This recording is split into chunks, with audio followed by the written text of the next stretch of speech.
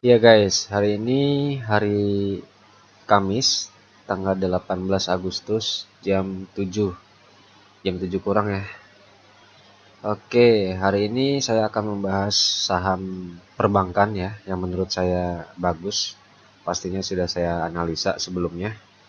Begitu nanti kita lihat sama-sama analisanya bagaimana. Ya, BBRI ya, atau Bank Rakyat Indonesia.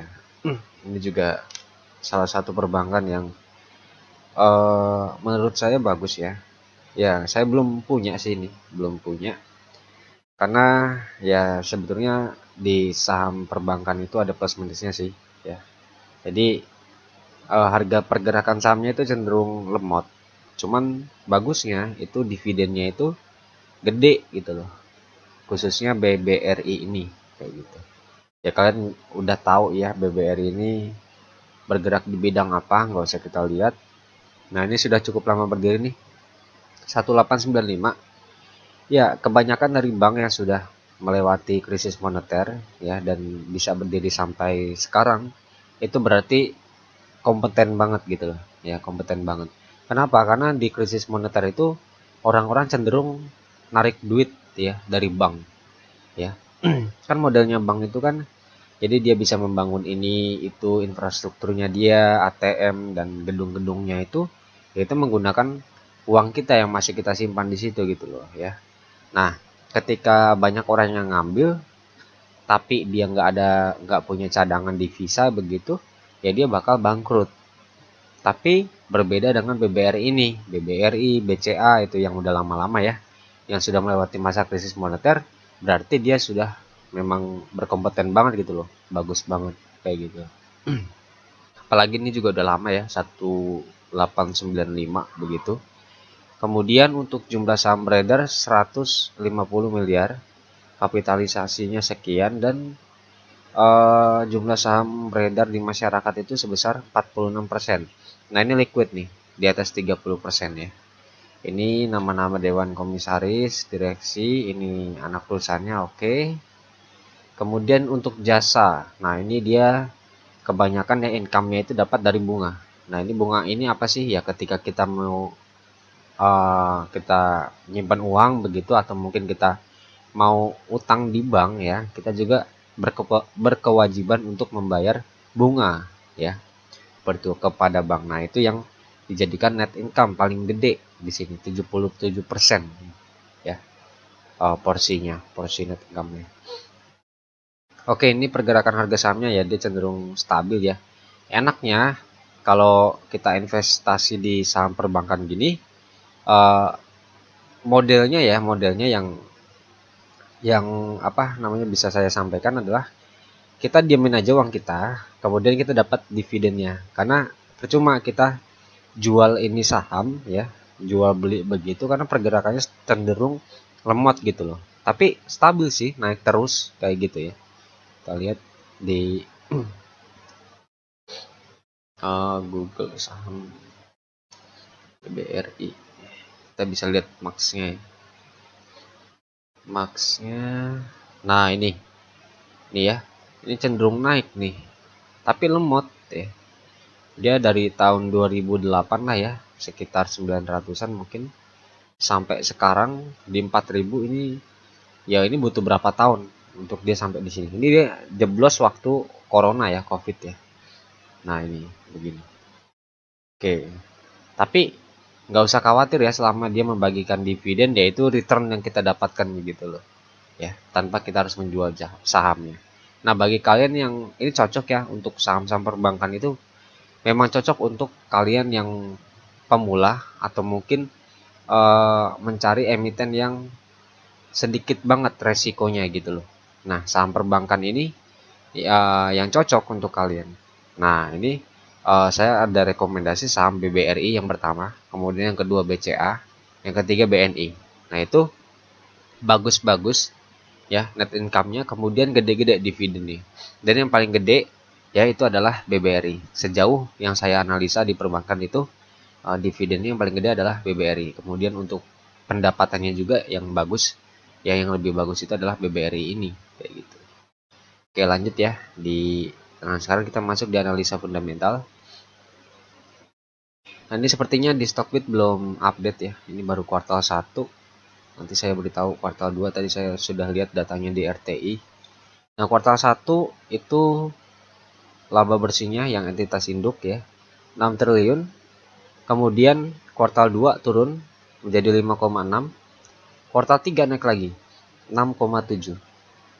Dan di kuartal 4 itu naik gede nih 11 triliun. Ini hampir 2 kali lipat jika dibandingkan dengan kuartal 3 2021. Kemudian di kuartal 1 itu dia bisa mempertahankan labanya ya, bahkan cenderung naik dari 11,8 menjadi 12,1 triliun. Ini gede banget ya. Nah, untuk kuartal 2-nya tadi saya sudah lihat datanya di RTI. Nah, saya buka RTI di HP ya, guys. BBRI. Kemudian di Q-Statnya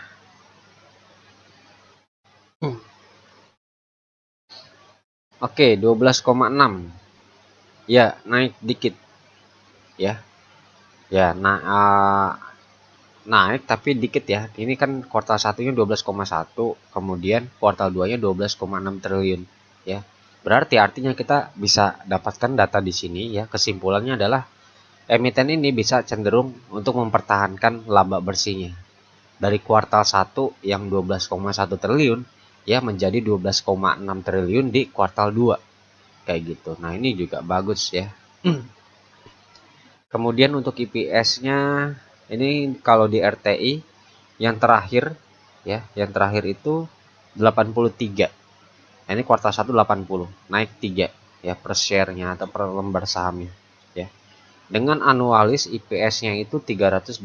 Nanti kita lihat di Q-Stat-nya. Kemudian ini PR-nya belum diupdate berarti ya. Berdasarkan kuartal 1. ROE-nya juga belum diupdate. Ya, kita lihat di Q-Stat-nya ya. Nah, IPS yang disetahunkan ini ya. Nah, dari sini kita bisa memperkirakan di tahun depan dia mau bagi dividen berapa. Kayak gitu loh, ya. Ya, ini 12,6 ya, betul ya. Naik ya. Cenderung mempertahankan labanya begitu, naik ya, naik berapa nih? Berarti naik 500 ya. 500 miliar. Ya. Dengan IPS tahunannya 327. Oke. Ya, ini bagus sih. Kemudian untuk dividen terakhir nih berdasarkan tutup buku tahun 2021 dia dividennya adalah 174 ya. Kemudian DPR-nya yang dibagikan terakhir itu 85%. Kalau saya lihat di RTI tahun 2019 dia membagikan DPR sebesar 60%, 2020 65%, dan 2021 85%. Nah, kita ambil rata-ratanya aja ya berdasarkan 3 tahun terakhir ini. Bentar saya buka kalkulator dulu. Berarti 60 kali 65 kali 85. Oh, sorry. Ditambah ya berarti ya. Tambah. Oke. Dibagi dengan 3. Karena kita punya 3 data. Dapatkan 70%. Kalian boleh nanti cek sendiri pakai kalkulator ya. Nah, ini rata-rata selama 3 tahun terakhir. Pembagian dividen rata-ratanya ya, DPR-nya itu adalah 70%. Ya. Dia kan punya IPS tadi berapa sih? 327 ya. Berarti 70% dikalikan 327 dapat 228,9 ya. Pembagian dividen di tahun depan. Ini kan dividennya kalau tahun ini itu 174. Nah, kalau di tahun depan dengan asumsi rata-ratanya tadi ya DPR-nya itu sebesar 70% aja ya. Itu 228 per share-nya. Nah, kalau kita serok sekarang kita dapat dividennya berapa? Nah, itu kan pertanyaannya juga ya. Oke, berarti 228,9 dikali dibagi dengan 4330. Iya, dapat 5,2% ya. Dapat 5,2%. Nah, ini bagus ya. Lebih gede daripada returnnya kalau kita nabung di reksadana selama setahun ya. Jadi itu loh. Daripada kita kan gini, kita kenapa pilih saham, kenapa kita nggak pilih reksadana yang apa namanya, resikonya itu cenderung kecil tapi dapat return gitu ya, karena di saham ini returnnya itu kita cari bebas gitu loh, bebas pilih, bebas analisa, ya kita cari returnnya yang lebih gede daripada reksadana ya. Nah, salah satunya adalah BBR ini. Kalau kita serok sekarang di harga 4.330, itu dapat dividen yield sebesar 5,28% ya. Kalau dia bisa mempertahankan laba bersihnya ya, sehingga IPS-nya pun juga segini, kalau bisa sih lebih lagi. Kemudian dan DPR-nya ya, DPR-nya kita asumsikan adalah rata-rata selama 3 tahun, yaitu 70%. Ini yang terakhir sih 85%. Ya. Oke, itu. Jadi intinya untuk analisa fundamentalnya oke ya. Tadi IPS-nya juga bertumbuh, laba bersihnya juga bertumbuh ya, cenderung stabil. Kemudian untuk dividennya pun juga asik ya. Rata-ratanya 70% selama 3 tahun ini, ya nggak ada masalah ya gitu. Oke, coba kita lihat dari segi teknikal sekarang. Nah, ini cocok nih untuk emiten-emiten ini. Untuk pemula ya saya sarankan sih di perbankan aja ya, yang aman kayak gitu. Atau mungkin kalau nggak pakai uang dingin ya, uang panas, atau mungkin untuk backup dari emiten-emiten lainnya gitu ya, kalian bisa masuk di perbankan. Ya, ini yang sudah saya analisa kemudian bagus ya, salah satunya adalah BBR ini. Oke, dia harga sahamnya 4.330, ini naik dikit ya, tapi disertai dengan volume nih, lumayan juga nih volumenya ya, volumenya lumayan. Kemudian saya gambarkan ada dua support di sini ya. Sebetulnya dia lagi konsolidasi nih di daerah support yang pertama ini ya. Ini juga crossing MA-nya juga ini mau terbentuk begitu. Ya, saya pikir sih dengan ekonomi yang sekarang bagus ya, pasca COVID begitu, uh, ya dia bisa bertahan sih di area ini 4.200-an kayak gitu ya. Kemudian ya saya sih nggak masalah ya kalau misalnya nyangkut di sini pun juga saya dapat dividen kok gitu loh ya. Kemudian untuk area support yang kedua ya, kalau dia turun lagi ya, uh, ini di daerah 4.100-an kayak gitu. Kemudian take profitnya di harga berapa ya, TP-nya bisa kalian di harga ini pucuk sini 4.600-an ya, terdekatnya ya. Tapi kalau dia bisa menembus ini ya 4.400 ini ya, dia bakal ke 4.600 target profit selanjutnya kayak gitu. Nah, besok kalau dia nggak tahu sih, ini besok kalau dia bisa melewati harga ini nih 4.350, dia akan lanjut ke sini 4.400, kemudian ke daerah sini 4.600 ya. Mungkin sebelum ke 4.600 ada konsolidasi dulu ya. Kemudian dia harus menutup gap atas juga nih. Di sini ada lubang gede ya, di area 4.800 ya, seperti itu ya. Seenggaknya saya sudah menggambarkan target price-nya. Kalian tentukan sendiri yang mau masuk di harga berapa. uh, Kalau misalnya takut, khawatir atau apa, kalau bukan uang dingin begitu, ya saya usahakan sih, saya sarankan sih harus uang dingin ya guys ya, gitu loh. Tapi kalau nggak uang dingin begitu ya nyicil dulu ya.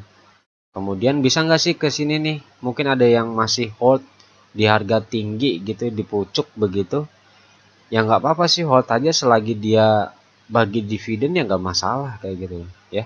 Kita masih dapat return di tahun depan. Kecuali kalau kita cut loss baru kita rugi. Udah rugi nggak dapat dividen. Tapi kalau kita nunggu sampai tahun depan, sampai pembagian dividen selanjutnya, seenggaknya kita dapat untungnya tanpa kita harus menjual saham gitu. Nah, di sini juga ada ini gede di sini. Nah, ini saya warnain hijau ya guys. Oke, ya mungkin itu aja sih. Ini support pertama ya guys. Saya kasih warna oranye, kemudian ini saya kasih warna merah. Ya, oke. Ya, secara garis besar ini saham bagus ya. Selama itu fundamentalnya oke, kalian bisa masuk di harga berapa aja. Dividen yieldnya sampai pembagian tahun depan pun juga masih oke. Ya, sekitar 5,2-an ya, 5,2%. Return yang kalian dapatkan jika dia tadi pertama EPS-nya bisa dipertahankan atau mungkin bisa lebih lagi, itu juga lebih bagus. Kemudian dengan asumsi tadi pembagian dividennya DPR-nya itu 70% ya. Itu berdasarkan rata-rata dari 3 tahun terakhir ini dia bagiin dividen. Kemudian dari segi teknikal, target price-nya ada di harga 4.600, yang kedua 4.800 ya. Kemudian untuk supportnya ini dia masih konsolidasi nih daerah 4.200-an ya. Kemudian support yang kedua di harga 4.100 kayak gitu ya. Ini tapi masih konsolidasi sini. Gitu aja mungkin pembahasan saya hari ini di saham BBRI. Sampai jumpa di lain waktu. See you semua. Bye.